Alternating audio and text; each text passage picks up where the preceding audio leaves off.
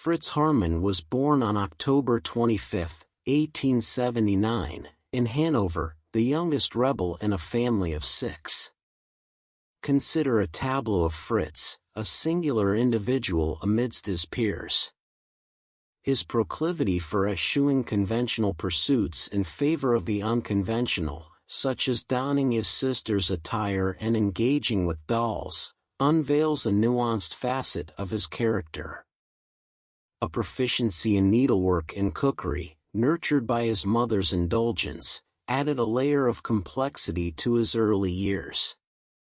Within the familial sphere, Haarmann Sr.'s union with Fritz's mother, a woman of considerable wealth, bore witness to a narrative tinged with financial motives. Despite the tempestuous nature of Haarmann Sr.'s disposition, marked by a short fuse and extramarital liaisons, the union endured until the demise of Fritz's mother in April 1901. Scholastically, Fritz's trajectory was marked by a dichotomy. A commendable demeanor was offset by a propensity for daydreaming, leading to academic mediocrity. Additionally, an unsettling incident during his formative years, involving a teacher, remained shrouded in secrecy. The maturation of Fritz into a robust young man unfolded against a backdrop of occupational experimentation.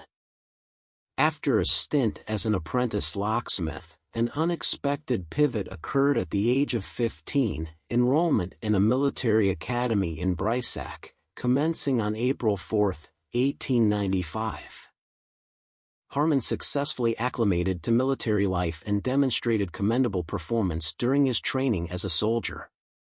However, after approximately 5 months of military service, he started experiencing intermittent lapses of consciousness. Initially characterized by a medical professional as sudden manifestations of anxiety neurosis, these episodes were later diagnosed in October 1895 as equivalent to epilepsy. In the subsequent month, Haarmann voluntarily left the military and returned to Hanover. There, he briefly found employment in a cigar factory established by his father in 1888. At age 16, Haarmann committed his first known sexual offenses, all of which involved young boys whom he would lure to secluded areas, typically cellars, before proceeding to sexually abuse them. He was first arrested for committing offenses of this nature in July 1896. Following further offenses, the Division for Criminal Matters opted to place Haarmann in a mental institution in the city of Hildesheim in February 1897.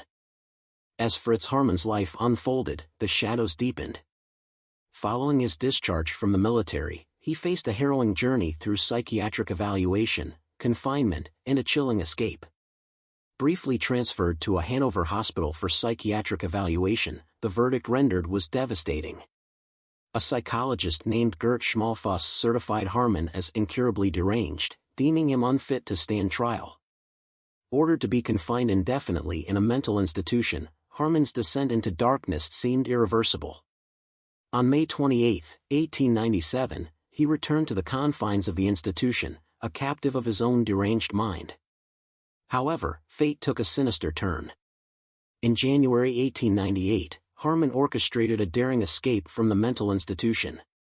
With apparent assistance from his mother, he vanished into the shadows, seeking refuge in the distant city of Zurich, Switzerland. In Zurich, Haarmann lived under the radar, dwelling with a relative of his mother and securing employment as a handyman in a shipyard. The shadows seemed to shield his malevolence as he remained hidden for 16 months. But the darkness that shrouded him couldn't be escaped forever. In April 1899, Haarmann returned to Hanover, bringing with him an ominous aura that would soon cast a sinister pall over the city. Soon after his return, Haarmann's life took a perplexing turn. He seduced and became engaged to a woman named Erna Lowert, who bore the weight of his twisted desires. Their engagement, however, marked the prelude to a dark chapter. In October 1900, a chilling notification arrived: Haarmann was called upon to perform his compulsory military service. The echoes of his tumultuous past reverberated as he faced an unsettling destiny that would intertwine with the shadows of his own creation. In the aftermath of World War I, a defeated Germany faced a grim reality: poverty, crime, and a thriving black market characterized the Weimar Republic. Amidst the echoes of despair, Fritz Haarmann, freshly released from prison, found a landscape ripe for his malevolent exploits. Haunted by the poverty that gripped the German nation after the war, Haarmann sought solace in the criminal underworld. Returning to his roots as a petty thief, burglar, and con artist, he navigated the grim streets of Hanover, fueled by a desperation that mirrored the struggling nation around him. Hanover Central Station became the nexus of Haarmann's criminal activities. Here, he forged alliances with fellow criminals, trading and purchasing stolen property in the shadowy corners of post-war desperation. The echoes of his criminal past resonated as he seamlessly slipped back into a life of illicit dealings. Despite claiming innocence, Haarmann's past caught up with him. Convicted of a series of burglaries and frauds in 1913, he served time in prison.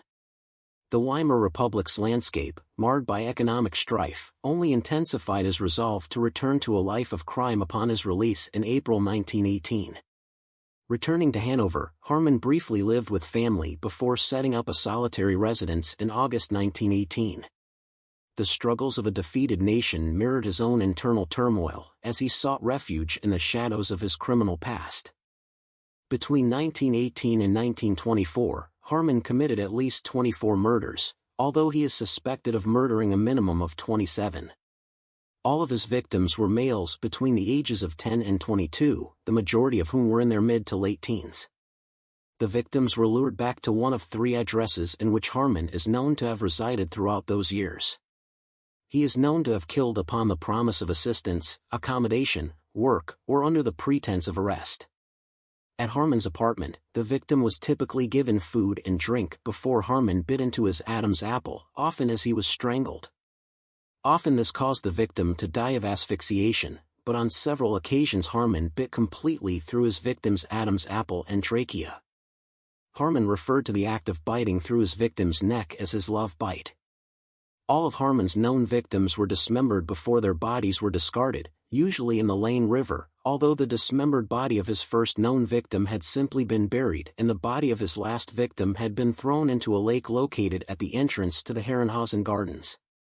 After Haarmann's arrest, unsettling rumors began to circulate, suggesting that he had engaged in gruesome practices such as consuming the flesh of his victims or clandestinely selling it on the black market, disguised as pork or horse meat. Despite these alarming speculations, no concrete evidence was ever presented to substantiate these claims. However, it was known that Haarmann actively participated in the illicit trade of contraband meat. The meat he dealt with was typically boneless, diced, and frequently passed off as ground meat. When questioned about the source of this meat, Haarmann would occasionally attribute it to a butcher named Karl. Yet, investigators later discovered that Haarmann's narratives concerning the identity and actions of this individual were inconsistent and varied among his acquaintances. Rewrite: Haarmann's first known victim was a 17-year-old runaway named Friedel Roth.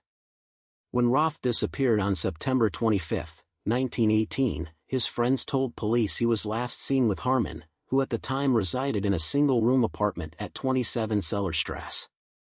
Under pressure from Roth's family, police raided Haarmann's apartment in October 1918, where they found him in the company of a semi-naked 13-year-old boy. He was charged with both the sexual assault and battery of a minor, and sentenced to 9 months imprisonment. Haarmann later said to detectives that when they searched his apartment, the head of Friedel Roth was stowed behind his stove wrapped in newspaper. Haarmann avoided serving his sentence throughout 1919.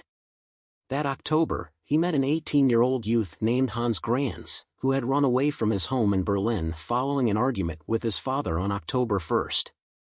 Grans had slept rough in and around Hanover Station for approximately 2 weeks, selling old clothes in and around the station to earn enough money to simply eat, before he encountered Haarmann. In his subsequent confessions to police, Grans stated that, although his sexual orientation was heterosexual, he himself initiated contact with Haarmann. In a chilling revelation after his arrest, Haarmann described his relationship with Grans as paternal, expressing that he saw Grans as a surrogate son. He went on to explain that he felt a responsibility to rescue Grans from a precarious situation, likening it to pulling him out of the ditch and making efforts to ensure he didn't fall into a destructive path. Shortly after their initial acquaintance, Harmon invited the youth to move into his apartment, and Grans became Harmon's lover and criminal accomplice. After serving a 9-month prison sentence for sexual assault and battery from March to December 1920, Harmon emerged back into society. Astonishingly, he managed to rebuild trust with the police and resumed his role as an informer. Initially taking up residence in a hotel, Harmon, along with Grans, later found accommodation with a middle-class family. Their journey into a seemingly ordinary life, however, took a darker turn. Through connections in the criminal underworld, Harmon got wind of a vacant ground-floor apartment at 8 Neue Strasse. This apartment, situated in an ancient and densely populated house along the Leine River, became a pivotal point in Harmon's disturbing narrative.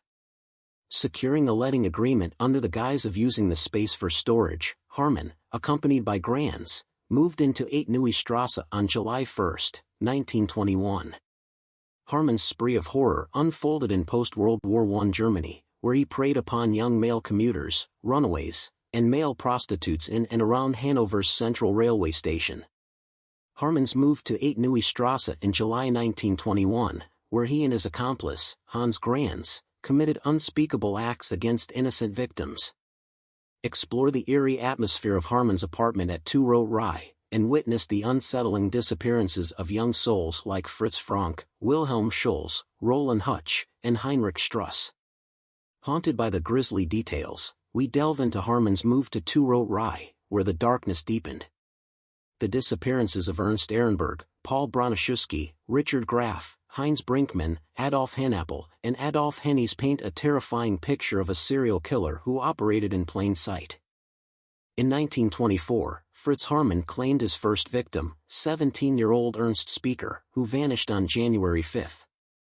While a friend's trial testimony suggested Harmon knew Speaker before the murder, Harmon, during his trial, could only assume this due to finding all of Speaker's possessions in his or Grans' possession after their arrest. A mere 10 days later, Harmon took the life of 20-year-old Heinrich Koch, believed to be someone he knew. The following month witnessed 2 more tragic deaths: 19-year-old Willy Sanger, who disappeared on February 2, and 16-year-old Hermann Speichert, last seen by his sister on February 8. Harmon's killing spree resumed around April 1 when he is believed to have murdered his acquaintance, Hermann Bach. Although cleared of this particular murder during his trial, Harmon was found in possession of Bach's clothing upon his arrest. Moreover, he gave Bach's suitcase to his landlady and actively discouraged others from reporting Bach missing. A week later, on April 8, 16-year-old Alfred Hagraff went missing from Hanover Station after running away from home in Lert on April 2. 9 days later, on April 17, 16-year-old apprentice Wilhelm Apel fell victim to Harmon during one of his patrols at Hanover Langhausen Station. On April 26, 18-year-old Robert Witzel disappeared after borrowing 50 pfennigs from his mother to visit a traveling circus. Harmon admitted to killing Witzel that evening, dismembering the body, and disposing of the remains in the Leine River. 2 weeks later, Harmon claimed the life of 14-year-old Heinz Martin, abducted from Hanover Station on May 9. All of Martin's clothing was found in Harmon's apartment. On May 26, 17-year-old Fritz Wittig, a traveling salesman from Kassel, was killed by Harmon, who later confessed to acting on Grans' insistence as Wittig wore a good new suit coveted by Grans. On the same day as Wittig's murder, Harmon targeted his youngest known victim, 10-year-old Friedrich Abeling, who disappeared while playing truant from school. Less than 2 weeks later, on June 5, 16-year-old Friedrich Koch was approached by Harmon while walking to college. Witnesses later testified that Harmon, using his walking stick, tapped Koch's boot and said, "Well, boy, don't you recognize me?"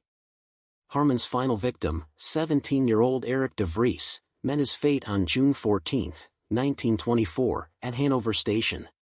De Vries's dismembered body was discovered in a lake near the entrance to the Herrenhausen Gardens. Harmon confessed that it took 4 separate trips to dispose of de Vries's remains using the leather bag that once belonged to Friedrich Koch. In the closing chapter of the disheartening tale, Harmon's gruesome methods of disposing of the victims' bodies centered on the ritualistic decapitation. After separating the head from the torso, he meticulously stripped all flesh from the skull using a small kitchen knife. The stripped skulls were wrapped in rags, placed face downward on straw, and mercilessly bludgeoned with an axe until splintered. Harmon then accessed the brains, placing them in a bucket alongside the chopped-up bones before pouring the macabre mixture into the Lane River. Despite Harmon's insistence that none of the skulls found in the river belonged to his victims, he claimed to have systematically shattered the skulls of most victims, except for the earliest and the final victim, Eric de Vries. While denying premeditation, investigators uncovered circumstantial evidence suggesting planned murders, with Harmon concocting explanations for victims' disappearances and dissuading acquaintances from filing missing persons reports. When pressed on the number of victims, Harmon chillingly admitted to somewhere between 50 and 70. However, police could directly connect him to the disappearance of 27 youths, leading to charges for 27 murders. Harmon also implicated Hans Grans, arrested on July 8, as an accessory to murder. A psychological examination in August 1924 found Harmon competent to stand trial. The trial commenced on December 4, 1924, with Harmon acknowledging guilt in 14 cases. The proceedings became a media sensation, with gruesome details prompting the exclusion of spectators from the courtroom. Harmon's defense, where he insisted on conducting it himself, saw dismissive reactions to evidence such as skulls and skeletal sections. Acquaintances testified to Harmon's questionable activities, with some revealing disturbing encounters with his alleged victims. The police's lack of suspicion despite Harmon's criminal record and clear connections to the victims raised questions about their oversight. The trial concluded on December 19, 1924, with Harmon found guilty of 24 murders and sentenced to death by beheading. Grans received a death sentence for incitement to murder and 12 years for being an accessory.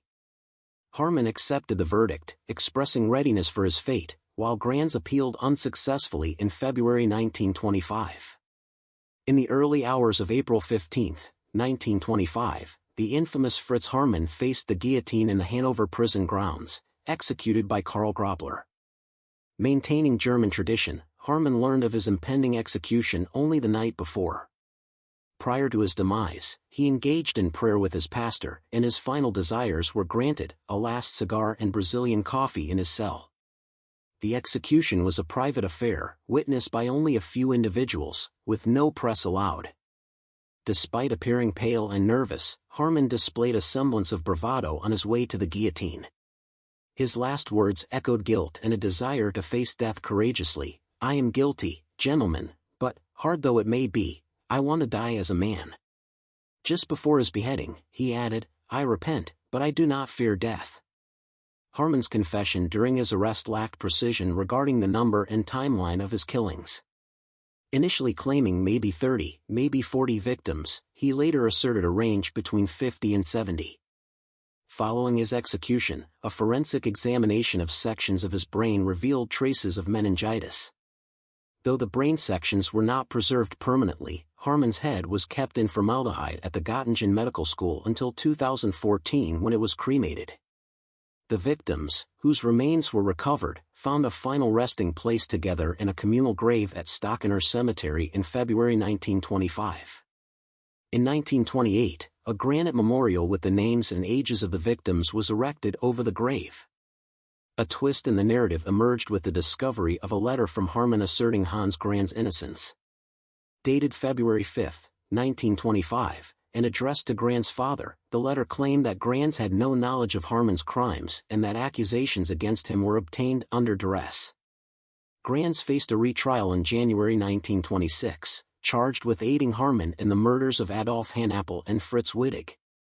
Despite Grans' expectation of acquittal, he was found guilty again, receiving 2 concurrent 12-year sentences. After serving the term, Grans was interned in Sachsenhausen concentration camp until its liberation in 1945.